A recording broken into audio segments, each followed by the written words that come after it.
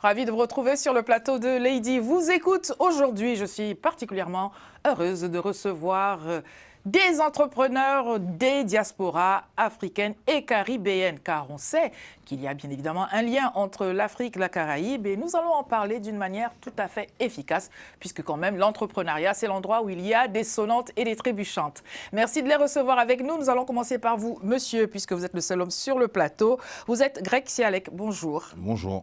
Vous êtes le fondateur de lepage-afro-caribe.com. Tout à fait. Vous êtes là pour nous en parler. On reviendra dessus tout à l'heure. Merci pour votre présence. Merci. À vos côtés, Mafalda Kiambel. Bonjour, madame. Bonjour. Vous êtes la fondatrice de Nomad Eye Color. Très précisément, madame, vous êtes la première sur la planète, on va le dire peut-être, tout du moins en France, à faire fabriquer des lentilles de contact pour Les femmes noires. les femmes noires et les hommes noirs. Et les hommes noirs aussi. Ah, je suis pour la paix des ménages. Voilà. Et puis, nous avons avec nous Mélissa Kouchi-Ourlier. Bonjour, Mélissa. Bonjour. Vous êtes la fondatrice de Racines et Mémoire. Tout à fait. Et je vous laisse nous dire ce qu'il y a derrière Racines et Mémoire. Alors, derrière Racines et Mémoire, il y a une belle pompe funèbre. Voilà. Elle a dit belle. Alors, Une très belle pompe funèbre. belle pompe funèbre. On reparlera de tout cela. Et puis, à vos côtés, il y a Fifi Respo Adoreti. Bonjour. Bonjour Lydie. Vous êtes l'initiatrice, la fondatrice, la présidente de Trouver sa place. Vous aurez l'occasion de nous en parler. Merci à tous les quatre d'être présents. Je voudrais qu'on rentre dans ce sujet déjà par la relation qu'il y a entre l'Afrique et la Caraïbe. Ça n'a pas toujours été un long fleuve tranquille. On dit tout, la vérité dans Lady vous écoute. Qu'est-ce que vous en pensez, Greg? Moi, je pense qu'il y a tout son sens, une cohésion. Personnellement, je suis caribéen, fier de l'être, guadeloupéen. Et mes ancêtres viennent d'Afrique et de ça aussi, je suis très fier de le dire. Donc, je me considère autant africain comme guadeloupéen, caribéen. Ce que vous nous dites là, est-ce que vous avez relevé que c'était propre, ou plutôt c'était identique à toutes les personnes dans les îles? Ou est-ce qu'il y a des nuances et si oui, lesquelles? Ah, évidemment, évidemment. Dites-nous tout. C'est juste une maîtrise de l'histoire, hein, ou est-ce qu'on est éveillé ou pas. Après, je ne vais pas être trop dur dans mon discours. Non, vous pouvez juste être vrai. Mais je pense qu'un Antillais qui se dit ne pas être africain, bon, on n'a peut-être pas tout compris, mais après, chacun est libre de son positionnement. Mais si on ouvre, on étudie un peu, on se renseigne un peu, bon, on comprend qu'on est un peu dans l'erreur. Bon, voilà. Mais faut aussi le sentir aussi, je pense. C'est ça en soi ou pas. Bon. Voilà, Greg ne veut se fâcher avec personne. Vous êtes, amis téléspectateurs, bien évidemment libres de nous écrire ladyvousécoute@gmail.com pour nous donner votre point de vue. Bien sûr, vous êtes de la Guadeloupe, donc je vous laisse rebondir sur ce sujet-là. Est-ce que toutes les personnes dans les îles, en Guadeloupe même, se positionnent comme Greg, vous aussi ou pas d'ailleurs? Moi, personnellement, si je suis antillaise, forcément, il y a ce côté roots, ce côté africain qui sommeille en nous, de près ou de loin. Après, je pense que c'est une question de génération aussi. Il y a peut-être nos anciens, qui n'ont pas connu vraiment l'histoire. Aujourd'hui, on la connaît. Peut-être pas tout, mais en tout cas, on en sait assez. Et je pense que c'est la génération de maintenant où on revendique encore plus notre côté africain. Ça, c'est mon avis. En tout cas, moi, aujourd'hui, je le revendique. Peut-être que nos aïeux, eux, l'ont moins revendiqué. C'est vrai. Mais en tout cas, aujourd'hui, ça change. À quoi cela est-il dû, cette revendication de cette génération-ci, d'après vous d'ailleurs? Mais je pense qu'on connaît, on a ouvert des livres d'histoire, hein, on connaît, on lit, il y a des faits. Et puis c'est au vu de tous, donc... Et puis surtout, ces diasporas se rencontrent. Et c'est ça. Et puis on a des cultures, on a des similitudes dans nos cultures très très proches, la musique. Donc tout ça fait qu'aujourd'hui, on revendique, quoi. Nous partons donc au Bénin, nous vous écoutons, Fifi. Quel regard pensez-vous qu'il soit porté sur les diasporas caribéennes vues d'Afrique ou vues de la diaspora africaine, justement? Je pense qu'aujourd'hui, nous sommes sur l'ouverture. Et heureusement d'ailleurs, puisque nous avons fait énormément de progrès. Et ce progrès, il est initié justement par les diasporas. Le fait d'avoir voyagé, que des personnes de mondes différents puissent se rencontrer à un endroit précis, Donc on a eu des personnes des Caraïbes qui sont arrivées dans les années 60. On a eu des personnes d'Afrique qui sont arrivées en même temps. Elles se sont rencontrées et elles se sont retrouvées autour de la musique, autour de la nourriture, autour du fait d'être heureux, d'être résilient. Et puis les personnes comme moi qui sont nées ici, quand vous êtes né ici, on vous dit que vous êtes noir, on ne vous dit pas vous êtes antillais ou vous êtes africain. Donc on ne fait pas de différence. Nous, on a grandi dans cet esprit-là. Nous sommes noirs et nous devons aider la communauté noire à avancer. Et du coup, ça nous permet, même quand on rentre en Afrique, et c'est très important aussi, puisque c'est de la même façon comme pour les Caraïbéens, quand les personnes ne voyagent pas, on reste étriqué dans certaines pensées. Et là, le fait de s'ouvrir, ça permet à tout le monde de pouvoir mieux se connaître. Et c'est une chance. J'allais dire vue du Congo avec des lentilles, hein, bien comme il faut.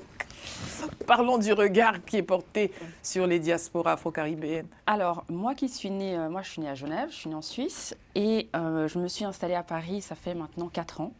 Donc j'ai un regard un peu différent du vôtre. J'ai envie de dire que moi j'étais plutôt choquée justement de cette différenciation Caraïbes, Afrique. Et ça, c'est quelque chose qui m'a choquée, qui m'a surprise. Et en fait, je trouve super justement d'avoir un rendez-vous tel que celui-ci pour pouvoir parler et allier ces deux, nos deux mondes, parce que maintenant ils sont différenciés, mais ça ne devrait pas l'être. Et quand j'entends monsieur ou madame qui parle du fait qu'on dit, ou madame également, d'être noir, alors je trouve beau que ce soit dit comme ça, mais ce n'est pas ce que j'ai entendu. Au contraire, la différenciation a toujours été appuyée. Nous sommes des Antilles, nous sommes des Caraïbes, et ils sont d'Afrique. Et ça, c'est quelque chose que j'ai découvert en arrivant ici il y a 4 ans. Et j'étais assez surprise qu'il y ait cette différenciation. Et quand on parle d'histoire, pour moi, cette histoire, on la connaît depuis toujours, en fait. Donc, j'ai toujours été, même ça m'a toujours attristée, même, que certains revendiquent d'être des Antilles et pas d'Afrique, parce que le temps a fait qu'il y ait cette différenciation. Et je trouve beau aujourd'hui de voir que, justement, la diaspora et la nouvelle génération, au contraire, souhaitent appuyer un ensemble. Nous sommes tous ensemble, nous sommes tous égaux, plutôt que cette différenciation africo-caribéenne qui, pour moi, perdurait sans une raison valable, je dirais.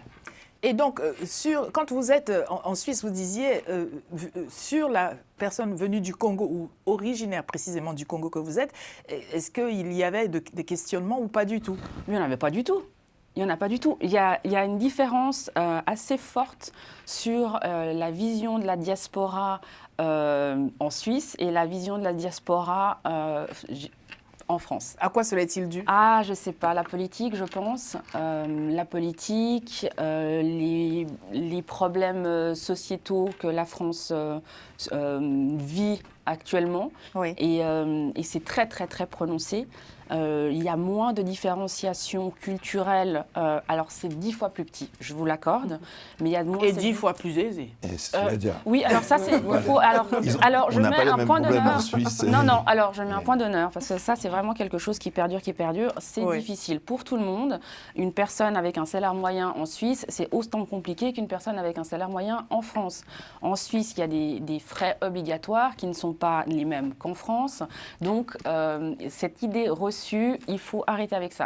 La Suisse des années 80 n'est pas la Suisse de 2025. Je tenais à faire un point là-dessus.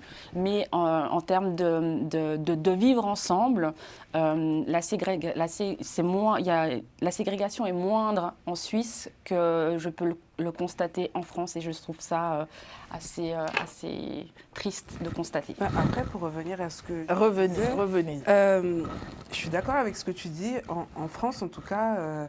Un noir, un afro, on ne fera pas la différence entre un antillais et un africain. Peut-être entre nous, en parlant, on va tout de suite se demander de quelle origine. C'est ça. Mais je vous Quand assure madame est rentrée dans le studio, qu'avez-vous pensé de ses origines? Moi, personnellement, on est afro. Vous ne vous avez pas dit, elle serait peut-être des îles, pas des îles? Non, ça vous est pas... Non, voilà, non, c'est pas ni l'autre. Même pas la question. Il vous faut des lentilles. Franchement, non, je me suis pas posé la question. Placement publicitaire. On se voit tout à l'heure. Franchement, non. Oui.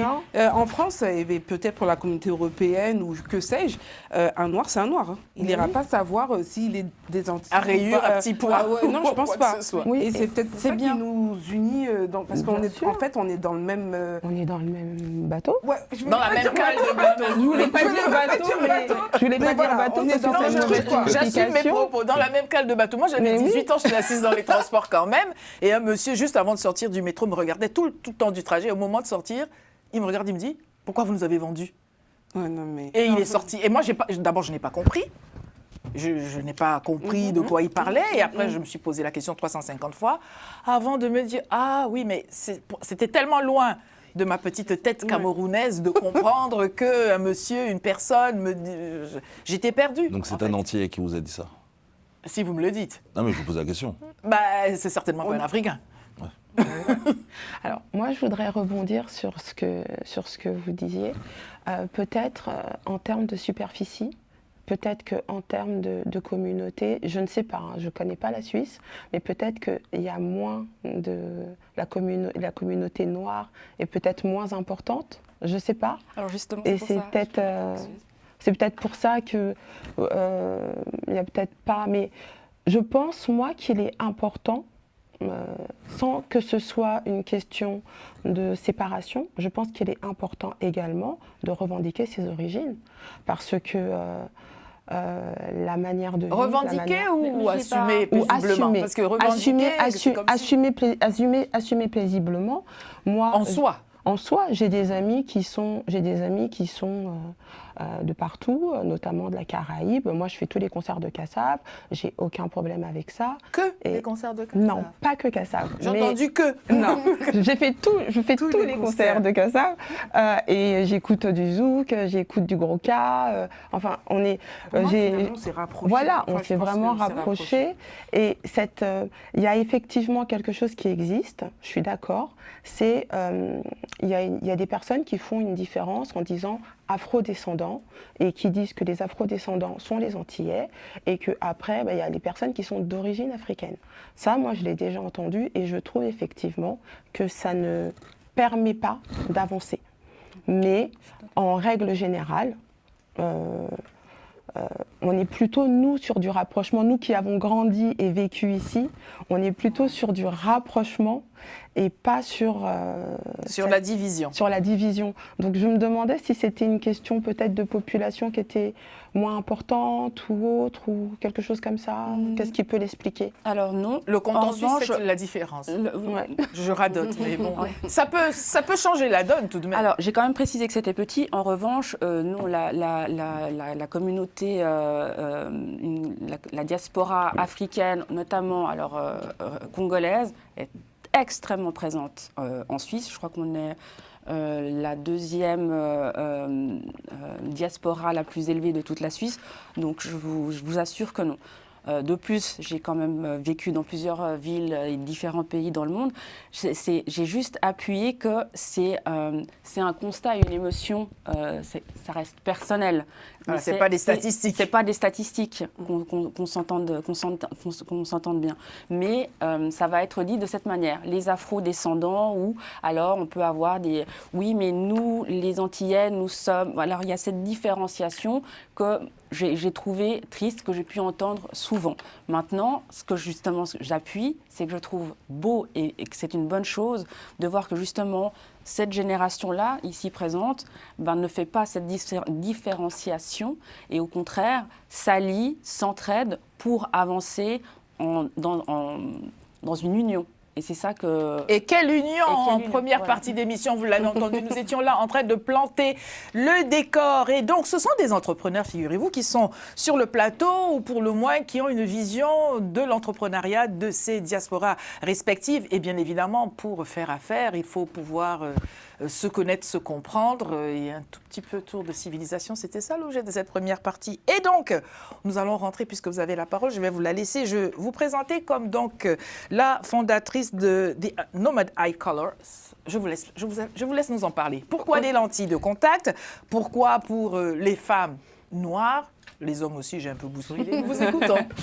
Alors, je précise, ce sont des lentilles de couleur, parce que les lentilles de contact, ce sont les lentilles de vue. Donc, je ferai également une collection avec des corrections, mais ce sont des lentilles de couleur, je précise. Pourquoi ? Parce que je porte des lentilles de couleur depuis mon jeune âge, j'étais adolescente.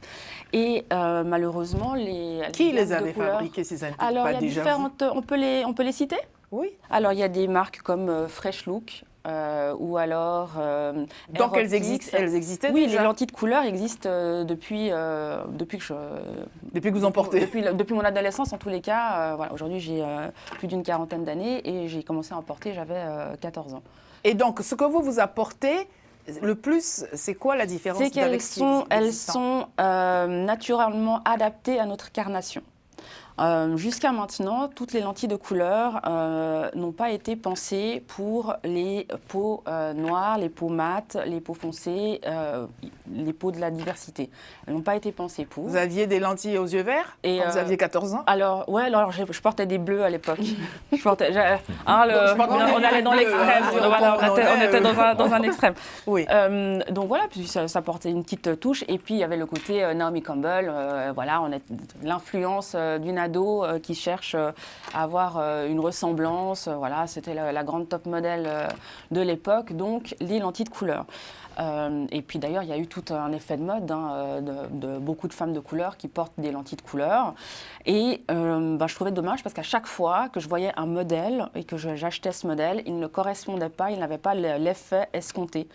Bien que j'ai des yeux foncés et que les lentilles étaient portées par des personnes avec des yeux foncés, le rendu n'était absolument pas le même. Donc, je me suis penchée sur la question. Qu'est-ce qui vous a donné envie de rentrer dans ce domaine-là? Tout simplement la spontanéité de ce que vous en aviez porté et que vous le aviez fait des manque, en constats. fait. Le manque, Oui. le manque, le fait de à chaque fois de voir des modèles et de dire ah ben celui-ci va m'aller, je le commande, puis on peut pas les rendre parce que il y a une question d'hygiène, etc.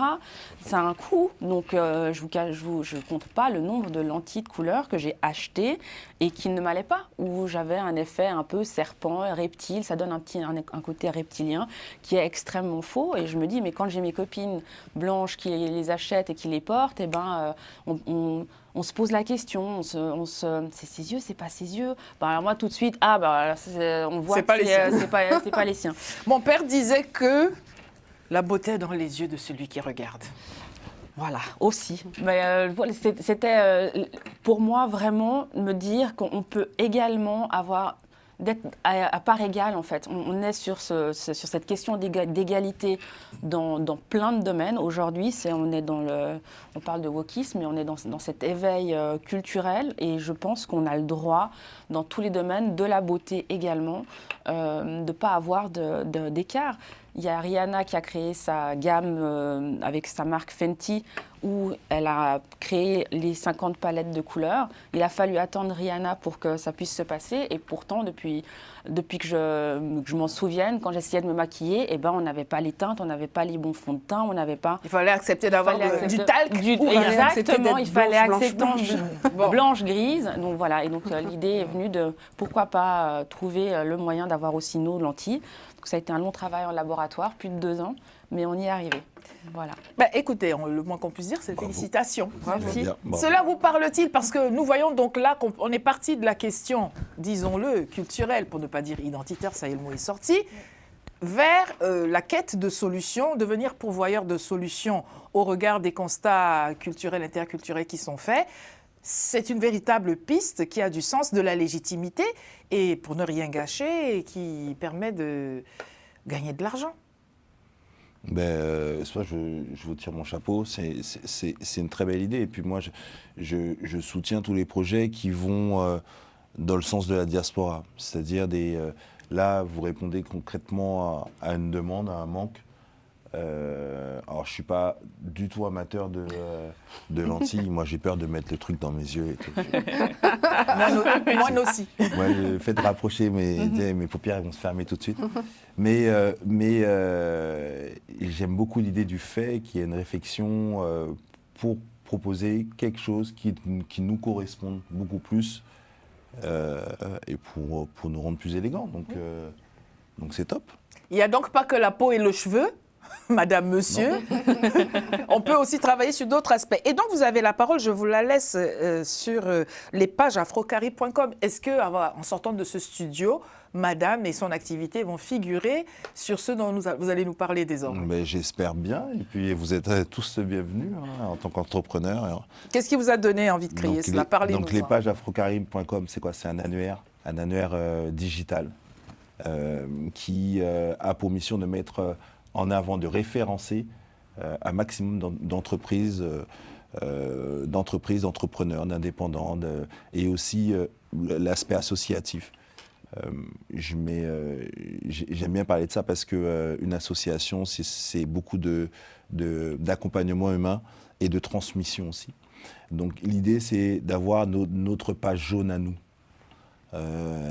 Et quand je dis à nous, c'est pourquoi elle n'est pas noire, notre page?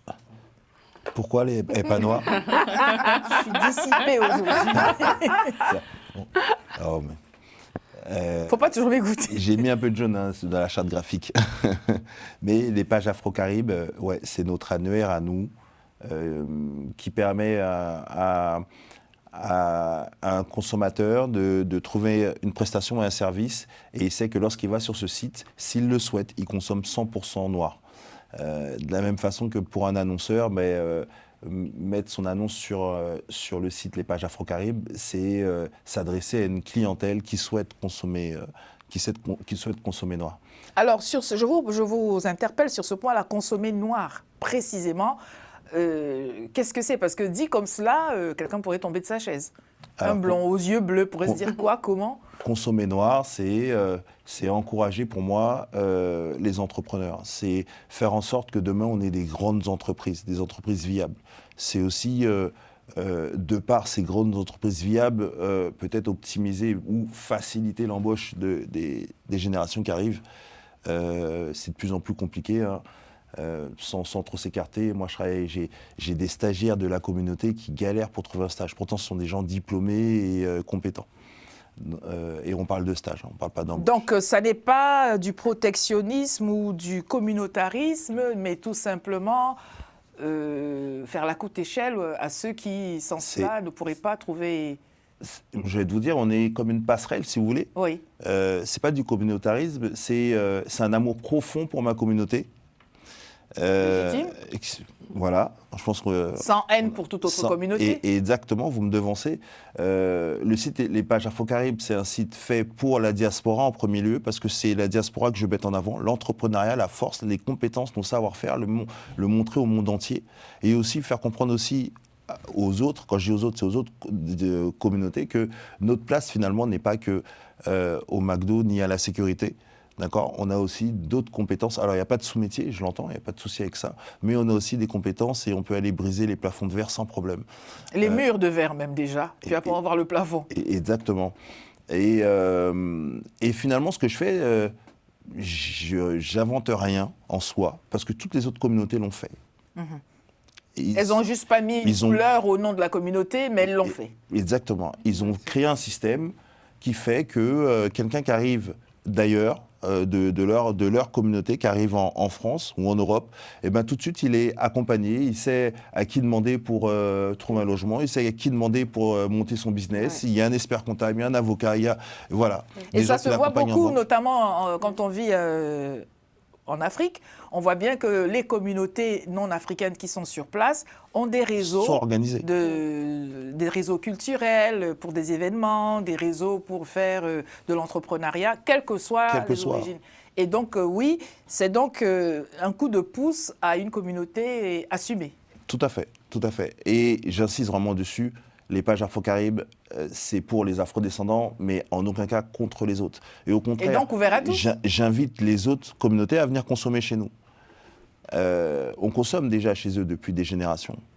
Donc je pense que ce serait de bonne guerre aussi qu'ils viennent voir ce que nous faisons.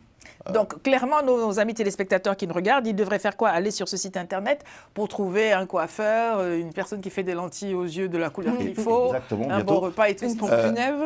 Des Ouais. pompes funèbres. Des pompes funèbres. Alors, Bien la sûr. personne qui va chercher les pompes funèbres, c'est pas elle-même, hein, c'est pas la même. On cherche pour vous. C'est un service où vous pouvez pas y aller tous. Bon, je vous ai marché sur la langue. Nous vous écoutons. Alors, comment est-ce qu'on passe? On se dit racines et mémoire, et il y a tout plein de créneaux d'entrepreneuriat. Et vous vous dites, qu'est-ce qui vous a donné envie d'ouvrir une entreprise de pompes funèbres? Écoutez, avant, j'étais esthéticienne. J'avais un salon de beauté. Et dans ma clientèle, j'ai côtoyé des gens dans le funéraire. Et ça, à chaque fois que la personne venait, ça a germé une petite graine. Et puis, un jour, je me suis dit, allez, j'ai envie de le faire. J'ai envie de voir ce qui se passe vraiment dans ce secteur-là. Et je me suis lancée comme ça. Ça a commencé comme ça au début. Au début, c'était du transport funéraire. Et ensuite, ça s'est transformé en pompe funèbre. Vous n'êtes pas dit à glagla à un moment où... J'ai jamais eu peur ou quoi. Jamais. Pour moi, les défunts, ils dorment. D'accord. Et vous les embellissez? Et je les embellis. Et je prépare leur dernier voyage. Parce que comme je vous ai dit, moi je célèbre la vie, pas la mort. Racines et mémoire, pourquoi c'est intitulé comme nom d'entreprise? Ben justement, je trouvais que ce nom, c'était aussi une partie de la communauté. Parce que figurez-vous que quand je me suis lancée dans le domaine du funéraire, quand je regardais les sites internet des pompes funèbres, il n'y avait pratiquement aucun noir. Et quand vous regardez un site internet... Les noirs ne meurent pas, c'est bien connu. Voilà, ou alors, je ne sais pas, je n'étais pas au courant. Puisqu'on dit que les morts... Mais en tout cas, quand je me suis lancée, je me suis dit, mais c'est qui nous représente? Qui s'occupe? Demain, je pars, ma mère part, enfin la famille, qui va écouter ce que j'ai à dire et ce dont j'ai envie, ce qu'elle a envie. Et c'est comme ça que ça a germé. Mais qu'est-ce qui vous a laissé penser que cette écoute n'était pas déjà disponible? Il fallait voir déjà les sites internet, c'est extraordinaire. C'était beaucoup de blancs.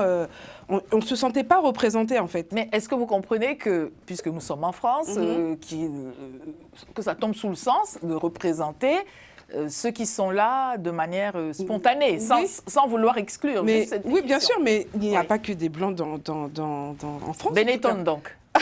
Oui, donc non, mais c'est Voilà, ce que vous... enfin, il y a toutes sortes de communautés, mais je vous dis blanc, noir, mais il y a aussi les Pakistanais ne sont pas représentés. Il y a les Chinois, enfin voilà. Peut-on tout mettre? Parce que celui qui fait, alors dans un autre registre, hein, celui qui fait des pizzas, il n'est pas en train de faire des steaks frites. Et c'est un choix qu'on ne peut pas... Quand on décède, tous de la même manière. Oui, Que ce j'entends soit bien. Noir, enfin, je veux dire, c'est la même chose, sauf que nous avons notre culture, nous avons nos traditions. Alors qu'est-ce que vous faites? Qu'est-ce que vous proposez précisément qui ne soit pas dans ce qui existait déjà en termes de prestations? Alors, peut-être, ce que je propose, il y en a peut-être qui le font, mais pas beaucoup.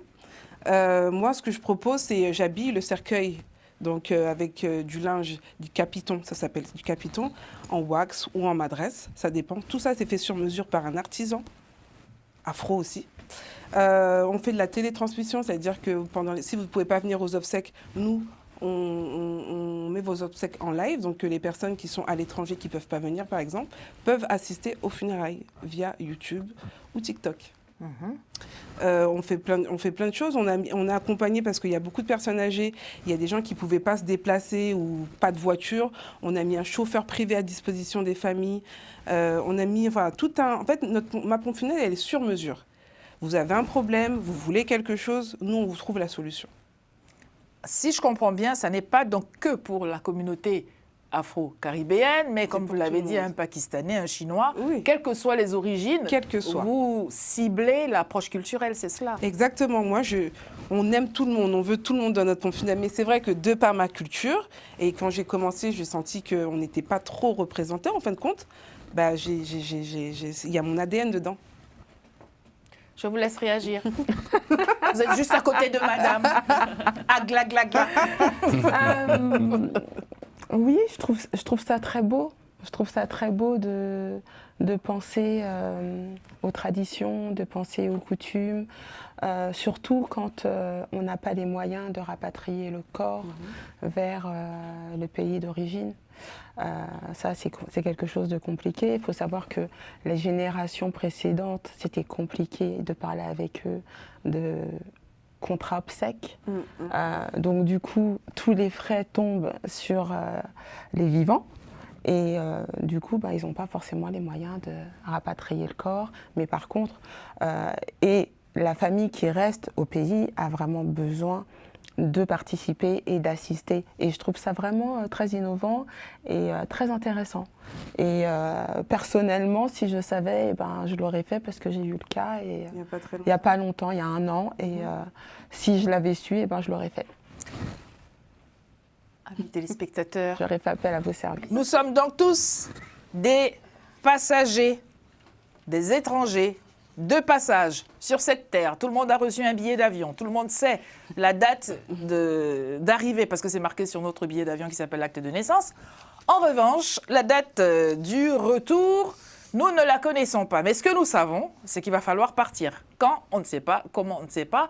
Par contre, on sait qu'on peut au moins participer d'une manière ou d'une autre. C'est ce que proposent donc les services des pompes funèbres, quels qu'ils soient, et avec la particularité de madame, de pouvoir adresser des aspects culturels. Vous avez la parole, je vous la laisse, Fifi Responsibility, sur tout ce que vous avez entendu, qui a été dit, partagé, échangé dans l'entrepreneuriat notamment.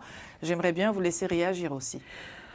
Alors, réagir à tout ce que mes collègues ont dit, je trouve ça très valorisant.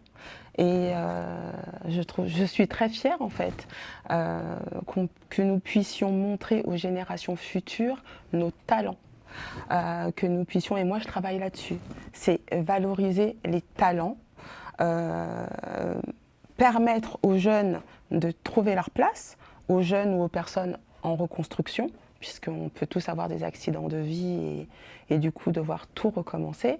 Et aller vers la performance, pouvoir encourager les gens, pouvoir leur donner le mindset, pouvoir les accompagner, les pousser, en n'oubliant pas nos racines, c'est quelque chose de très important. Ça ne veut pas dire qu'on est contre les autres, qu'on les exclut, mais ça veut dire que nous, on crée quelque chose entre nous et on est ouvert aux autres. Et je trouve ça magnifique de voir aujourd'hui l'émulation qui existe et on n'est plus juste avec des idées qui existaient avant, c'était et un CDI parce que il faut que tu aies un CDI parce que pour la sécurité de l'emploi. L'un n'empêchant pas l'autre. L'un n'empêchant pas l'autre, mais ça veut dire qu'on n'était pas encouragé sur nos possibilités.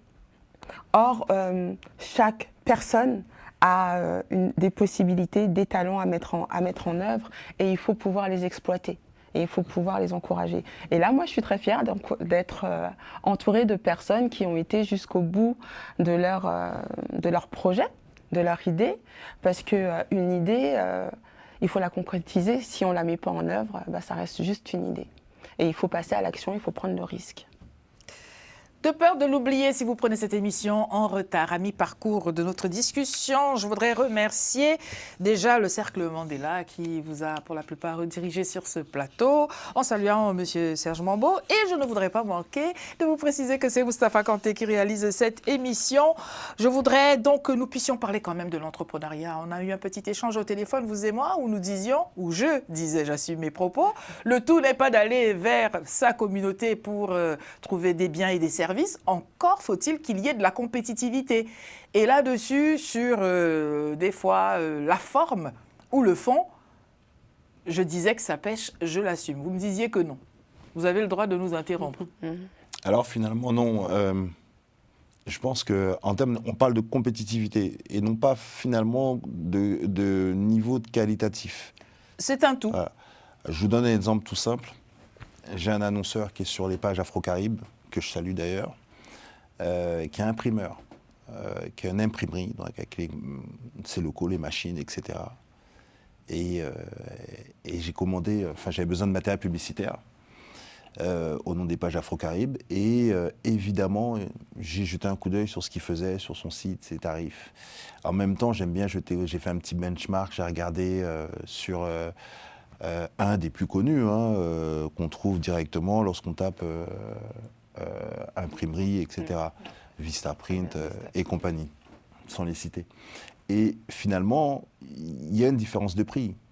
Évidemment, en termes de compétitivité, cet imprimeur qui est très professionnel, qui maîtrise son travail, mais c'est un petit imprimeur qui est basé dans le 13e arrondissement, n'a pas et n'aura peut-être jamais la même force commerciale que Vistaprint, et donc pas les mêmes marges, et donc pas les mêmes prix.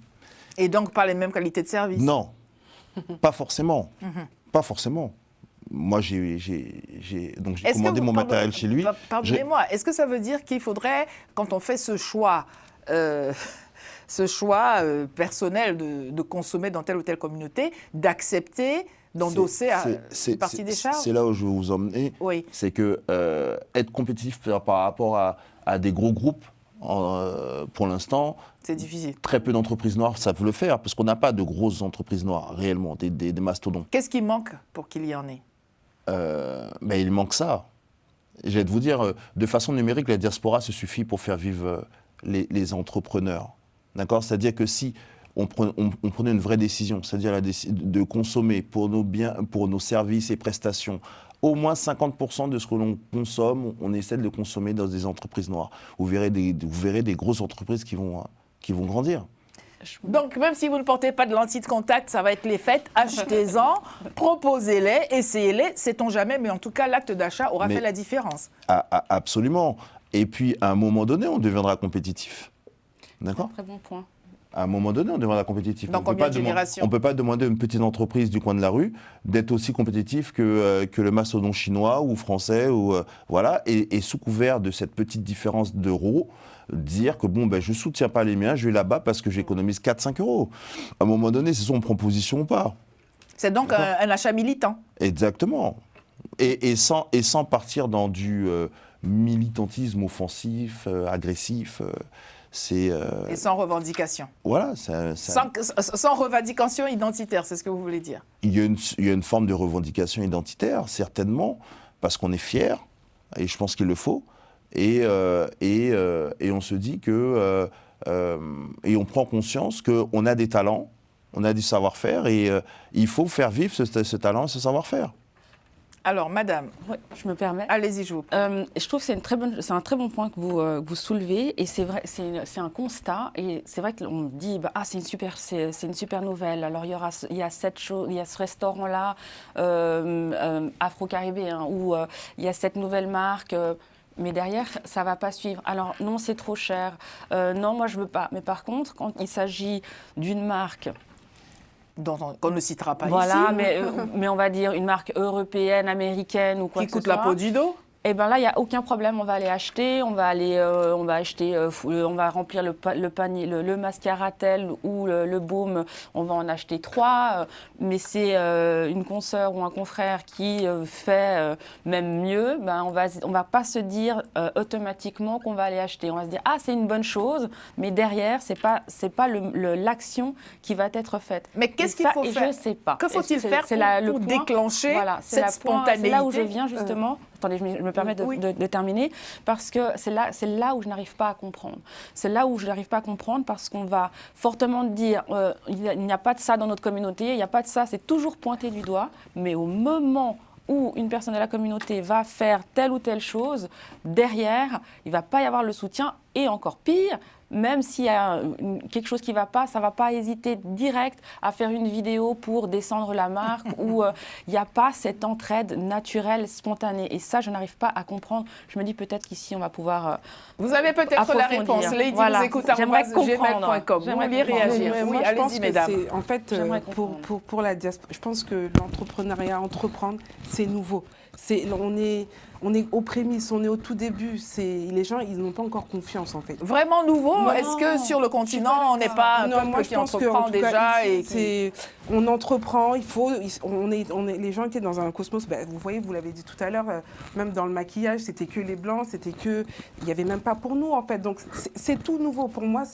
Je ne parle pas en termes d'années, mais par rapport à d'autres qui étaient là depuis bien longtemps, qui sont assis carrément, et nous on arrive. Je pense que dans la tête des gens, il faut cette confiance. Mais les Orientaux n'ont pas ça. Je m'excuse de vous avoir coupé. Les Orientaux, entre eux, ils n'ont pas ce... C'est vraiment lié. Ils étaient déjà là avant. Parce qu'ils étaient... Pour moi, c'est ça. Exactement, pour moi, il y a une construction, il y a une confiance à donner aux gens.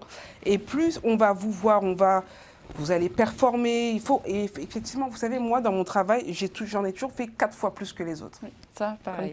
Voilà. Et je pense que ça, c'est notre fardeau. Je ne sais pas si on doit dire ça comme ça. Et vous verrez qu'une fois que Quand j'ai dit cale de bateau tout à l'heure, tout le monde n'était pas d'accord. Alors, je voudrais rebondir parce que moi, à travers le concept Azurity, donc c'est un concept qui s'appelle Azurity Trouver sa place, il y a une partie associative, mais il y a aussi une partie entrepreneuriale. Dans cette partie entrepreneuriale, il y a une association donc, de consultants qui s'appelle la Clinique des entreprises. Donc cette clinique des entreprises, elle est composée d'un Martiniquais, donc, qui est directeur commercial, qui a fait de grandes études dans une grande école de commerce, etc., qui a 25 ans d'expérience et qui travaille aujourd'hui avec des Chinois, etc., et qui peut tout vous faire de A jusqu'à Z sur votre plan marketing, de l'étude de marché, etc.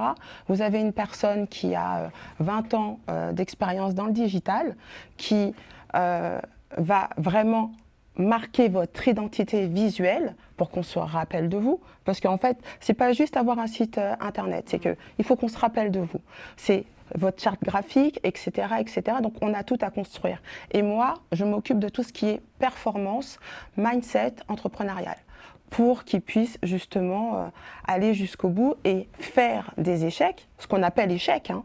C'est pas des échecs, mais une force, pour pouvoir aller au-delà.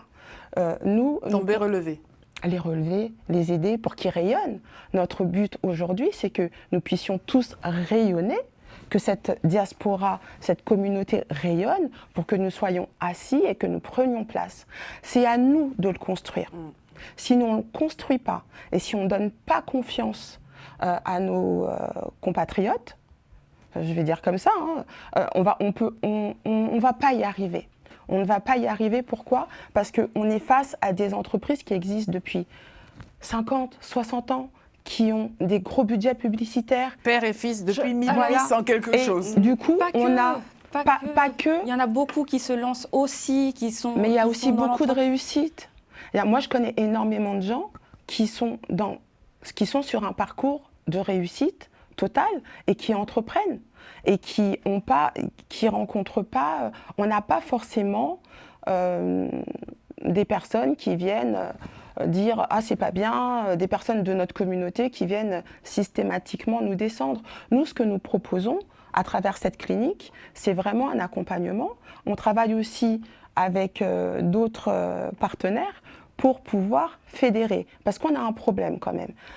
Pour pouvoir être compétitif, il faudrait qu'on sorte un petit peu de l'artisanat pour rentrer dans l'industrialisation.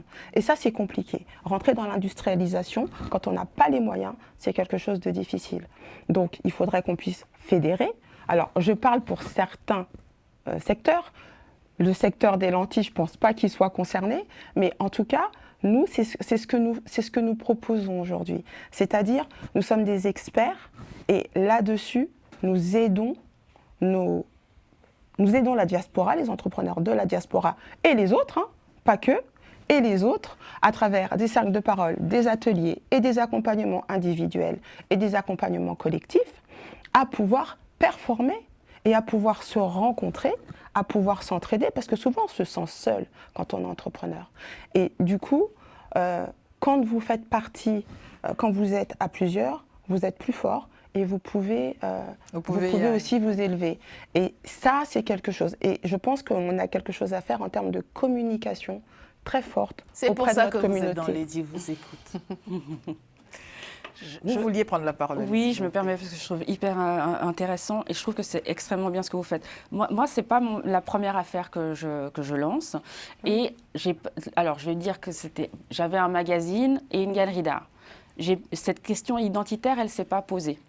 Là, maintenant, moi, ce que je me rends compte, parce qu'on disait, mais qu'est-ce qu'il y a aussi ? Il y a aussi, de notre part, aussi quelque chose qui effraie, c'est que pour des personnes qui ont déjà essayé de lancer d'autres projets ou quoi que ce soit, alors pour des questions ou de budget ou financier, c'est le nerf de la guerre principalement, c'est ça. Tout à fait. Ça se lance et ça ne suit pas. Donc il faut aussi que... Là, je fais l'avocate du diable nous concernant. Faites l'avocat mais des l'avocat des entrepreneurs. Allez-y. Mais il faut aussi derrière qu'on soit extrêmement sérieux, qu'on fasse confiance. Parce que vous avez parlé de méfiance. Et je pense que la clé du problème, il vient de là. Les gens ne nous font pas confiance. Les gens ne font pas confiance à notre communauté. Que ce soit des Blancs ou que ce soit notre propre communauté noire ne font pas confiance. Donc, je me permets, souvent, j'ai des personnes qui ont aussi lancé d'autres choses. Elles vont aller faire appel à des boîtes de communication blanches. Elles ne vont pas aller faire appel à des boîtes de communication de la communauté parce que l'approche ne va pas être la même, le matériel ne va pas être le même. Ce qui n'est pas faux, tout de même, il faut le relever. Oui, mais on peut faire parce que je vois aussi des personnes qui ont... Pas forcément. On en a parlé. Aujourd'hui, on a des Il y a un manque de qualité. Dans l'absolu, on doit relever. Dans l'absolu, tout le monde a la capacité à faire les choses de manière optimale. Dans la pratique, sauf si c'est moi qui... mais comme si c'est moi qui suis à Voile la l'esprit face. chagrin, parfois quand même sur des choses tout à fait rudimentaires, sur la prestation, sur le service, le produit est bon, mais sur le service, parfois, il y a un laisser-aller qu'on ne peut pas manquer de... Et c'est la Et c'est constance aussi. Et Oui, la constance. Ça veut dire que au départ... vous allez voir, même nous, dans le travail, on le voit, c'est des boîtes qui travaillent très bien, qui ont des très très bons retours. Et puis, au fil du temps, on se rend compte qu'ils se relâchent et le service devient... Je trouve important qu'on en parle. Parce Vraiment. que Oui, mais ça, la qualité... c'est pas propre qu'à nous. Moi, j'ai déjà eu des prestataires d'ailleurs. On est d'accord que ça n'est pas propre à une et, communauté, mais quand c'est voilà. une communauté qui veut justement S'élever. émerger, peut-être qu'il y a On n'a lieu pas le droit à de l'erreur. considérer cet aspect. Alors, faut pas croire. On est tous des êtres humains et on se donne au mieux, je pense. On a le droit à l'erreur. Maintenant, l'idée, c'est de corriger rapidement et de pas faire de l'erreur une norme. Et de ne pas faire de l'erreur une norme, exactement. Mais en tant qu'entrepreneur, quelqu'un qui veut perdurer dans les affaires sur de long terme, moi, ça fait presque 20 ans que je vis à la réussite, se doit d'avoir un niveau de compétence. C'est important de le dire. Sinon, ça ne marche pas. Exactement. Alors, Donc, Craig, donc, regardez. Mais La combien caméra ont pas est les là. Est-ce que vous compétences, pourriez adresser un message solennel aux entrepreneurs quand même sur ces aspects, tout de même? Ah, ce serait... Oui, prétentieux, mais Ce faites sera un peu prétentieux de ma part. Ouais, Nous Soyez voulons, sérieux. nous voulons du résultat, donc il faut se dire les choses. On marche dans la c'est notre vérité. histoire. Je Oui, vais ça. juste faire un comparatif avec ce que je fais. Dans le bleu des yeux, sans avec- lentilles. Alors, de base, je suis dans l'immobilier. J'ai une entreprise dans l'immobilier. Je suis indépendant sur la vente immobilière depuis un peu plus de 10 ans. Et croyez-moi que si on n'est pas précis, si on n'est pas bon, si on n'apporte pas satisfaction, on ne gagne pas notre vie, tout simplement. Voilà. Et il n'y a pas la place. La chance ou peut-être avoir un client peut-être une fois sur 100 qui n'est pas très exigeant. J'ai une fois sur 100 parce que c'est systématiquement des transactions à plusieurs centaines de milliers d'euros, donc généralement on est exigeant. Va faire que le niveau de négligence ou de manque de professionnalisme, ça va passer, mais ça va passer une fois ou deux, c'est tout. Sinon, passera pas plus. on ne perdure pas sur des centaines d'affaires et plusieurs années. Donc on se doit de mettre un niveau de qualité, et puis la clientèle le mérite, elle paye. À partir du moment où on fait payer quelqu'un, normalement, on se doit d'avoir une prestation Quel au que niveau. soit ce que la personne va payer, que ce Quel- soit un panier de fruits exotiques. Quel que soit, Ou, quel que soit, j'achète des fruits, j'ai envie d'avoir des fruits non C'est ça, pas périmés, sains, pas périmés, etc. exactement. Même et j'ai si envie de voir que les fruits ne sortent pas d'un carton. Dégueulasse. C'est ça. Vous l'avez dit, il n'y a Ah. pas d'autre mot. Madame. Elle a levé la main. Allez, Je le prends Moi, après. je me dis des fois, est-ce que la communauté aussi a cette éducation? L'entrepreneuriat, c'est vraiment nouveau. Moi, je vous dis, des fois, je vais dans des salons et je vois des exposants. Je me dis, mais comment on peut, ne serait-ce que la présentation, On est l'esthétisme. d'accord, puisque sur nos marchés, il faut Voilà. le dire, Non, les il faut mamans, le elles vont dire. vendre les tomates à même le sol. Non, mais sans stigmatisation aucune, on dit la vérité.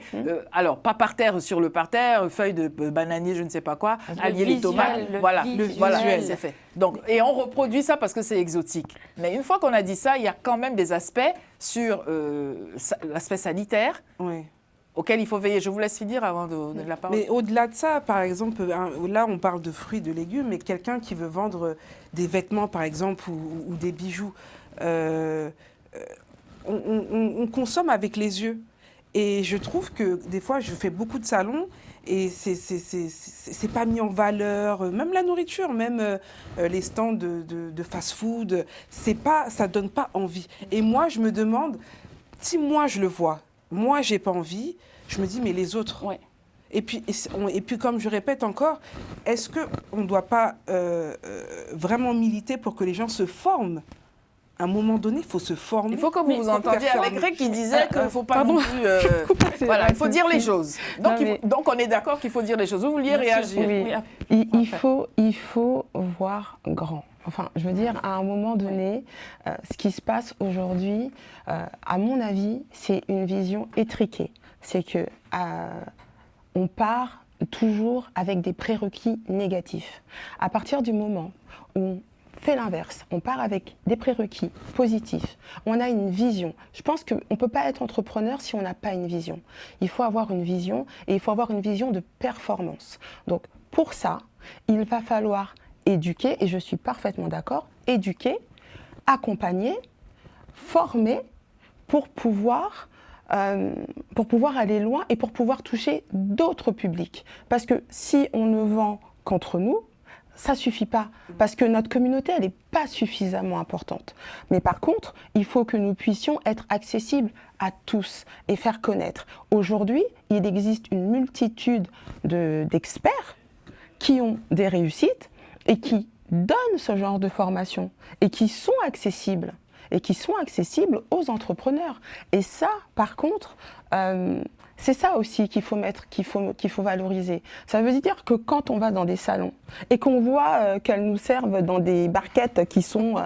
bon, on regarde la barquette, on dit elle a déjà servi cette barquette, hein, je vais peut-être pas manger ça. C'est du recyclage. C'est du recyclage. Là, peut-être, à ce moment-là, aussi, c'est peut-être aussi à nous qui avons cette vision-là, de les accompagner, de pouvoir leur transmettre cette vision et d'accompagner aussi les générations futures. Parce qu'aujourd'hui, selon l'éducation que l'on va donner et ce qu'on va montrer à la génération future, on va avoir soit des personnes qui brillent, parce que des personnes qui brillent, qui sont noires en France, il y en a plein. La seule chose, c'est que vous ne les voyez pas. Mais les personnes qui brillent Faut acheter en des France, lentilles, moi, elles sont présentes. Moi, Mais non, je dis ça, je dis rien. non, mais il y en a plein. Il y en a Alors, plein. ouais. Il y en a C'est plein. passionnant Déjà, ce vous débat. brillez, C'est voilà. passionnant ce débat. Déjà, Plus vous que brillez. 52 Bah, minutes dans un après, petit moment. ça dépend à quel niveau vous fixez le niveau de réussite. D'exigeant, ouais. Voilà, parce que je vais vous dire, nous, en fonction des gens. des Bill Gates, on n'en a pas. En fonction Des gens. Zuckerman, on n'en a pas. Des Jeff Bezos, On n'en a pas encore. On en a plein, vous voulez dire. On n'en a pas encore. Pas ou encore. Pour l'instant, ils sont en herbe. Et moi, c'est des... Alors, je ne dis pas qu'on n'a pas de réussite. Évidemment, si on travaille consciencieusement, on peut avoir de la réussite. Mais après, pour inspirer, impacter, pour que le jour où on part, on laisse quelque chose. Est-ce qu'on réellement on a ça en France? Partir, ça, on sait comment on va partir. Vous êtes là. Ouais. Alors, on est vraiment hors temps. C'est passionnant. Oui, pour refaire le monde, il faudrait toute une vie. Donc, on va faire un tour de table, si vous êtes d'accord, afin que chacun, de manière condensée, puisse vraiment nous donner son point de vue sur ce qui s'est dit et ses perspectives. Hein. En une phrase et demie chacun. Vous avez la parole. Alors, que l'union fait la force, ce que je vais retenir d'aujourd'hui, je dirais que l'union fait la force. Je trouve que c'est une très bonne chose que nous soyons réunis aujourd'hui tous ensemble pour pouvoir parler de ces questions. Et puis, je dirais que J'ai perdu mes mots. Voilà, c'est parti, c'est pas grave. Ça va revenir. Ça viendra. Monsieur. Dans la continuité de ma collègue, je crois fortement, moi, en cet adage qu'ensemble, on est plus fort. Et je ne crois pas que ce soit un adage qui existe pour rien. Pour revenir aux pages Afro-Caraïbes, c'est un outil qui peut nous aider, selon moi, à redorer notre blason, à prendre la place qu'on mérite, parce que assurément, on n'a pas la place qu'on mérite, et à créer des vraies entreprises. Et lorsqu'on crée des grosses boîtes, on crée aussi peut-être un avenir pour nos enfants plus facile. Mélissa.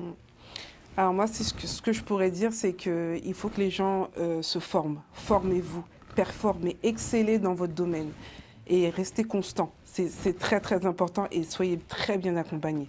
Fifi. Sans faire de redite, je suis parfaitement d'accord, l'union fait la force. Il existe des associations qui aident à des tarifs qui sont totalement abordables pour les entrepreneurs. Il existe des experts avec des tarifs beaucoup plus élevés, mais en tout cas, quand on fouille un petit peu, ça existe. Tout est disponible. Tout est disponible et on peut y arriver et on va y arriver parce qu'on n'a pas le choix. Merci à tous les quatre d'avoir accepté de participer à cette émission. Merci à vous, amis téléspectateurs, pour votre fidélité à nos programmes depuis 2008. Écrivez-nous ladyvousécoute@gmail.com et vous l'avez compris, vous êtes tous pourvoyeurs de solutions. Vous pouvez faire quelque chose, apporter des solutions. Pendant que vous êtes encore là, le billet d'avion au retour n'est pas encore arrivé. Donc, à bientôt.